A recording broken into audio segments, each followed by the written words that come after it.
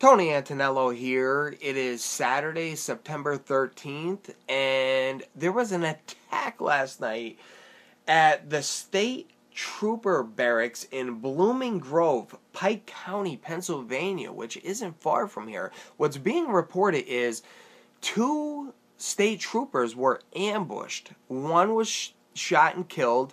The other one was reportedly shot, hospitalized, had surgery, and I guess he's reported to, looks like he's going to live.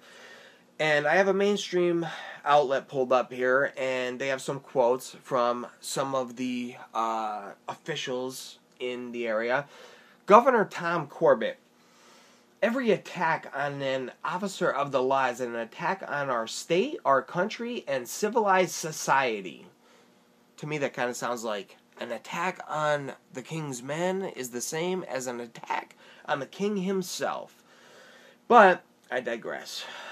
The incident in Blooming Grove shows once again that our first responders face constant danger in order that the rest of us may live in peace and safety.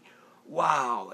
I mean, that really shows you what a bubble somebody must live in to make a statement like that. Yeah, I guess you do feel pretty safe when you have your own personal detail that is there dedicated to your safety 24/7 off the taxpayers of, Pennsylvania. And certain journalists can't even get at you to ask you a question. All right? So yeah, I guess you feel pretty safe. But for the rest of us, I think it goes without saying when you hear that, and the police are trying to get you to pull over. How safe do you feel then? Because I'm sure you all know at this point that they are not politely asking you to pull over. They are demanding that you pull over. And that's how this protection racket monopoly on violence works, where they could pretty much do anything to you, and it's fine. That's how it works. They're the Leos, and everybody, not everybody, but many people in society says we grant them such authority to keep law and order. Okay, well, you know what? There are a lot of us, and those numbers are growing, that say, we don't feel so safe when we realize that we are 8 times more likely to die in a police encounter than a terrorist encounter, especially those that talk about freedom and this literal protection racket where, they put these laws in place. It's a fascist police state. They put these laws in place where you need licenses, registrations, permits. You need to pay money just to exercise things that are supposed to be natural rights, okay? But I'll move on. Congressman Tom Marino, okay? My first reaction was pure sadness. Officers and troopers put themselves in harm's way day in and day out. Well, whose decision is that? And not to mention, they do this without, they blindly follow orders. They never ask if what they're doing is morally right or not. Actually, they're taught the opposite. They're taught to just blindly follow orders, and that's exactly what they do. So you have that. Let's move on to his second reaction. His second reaction was anger. I cannot even fathom the mind of a monster that would ambush our troopers, okay? And now you see how they're collectivizing, as if we should all be grieving and wanting to send flowers to the same people that ruin everybody's lives on a regular basis. We're supposed to feel bad just because he's a state trooper. You're paying him. They're extorting you out of money to begin with. That's what the protection racket scam is all about, is that you don't have a choice. You pay, you comply, or you get tased, shot, and or thrown in a cage, depending on the situation. All right? So You cannot fathom the mind of a monster? Do you mean the mind of a monster?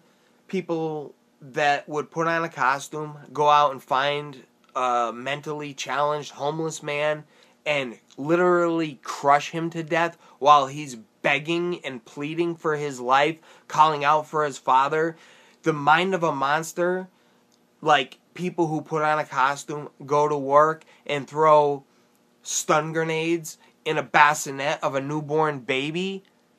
You mean that kind of monster? The mind of those kind of monsters that will show up because a mother wants to scare her 14-year-old child and calls the police, and the police ends up tasering her in the face?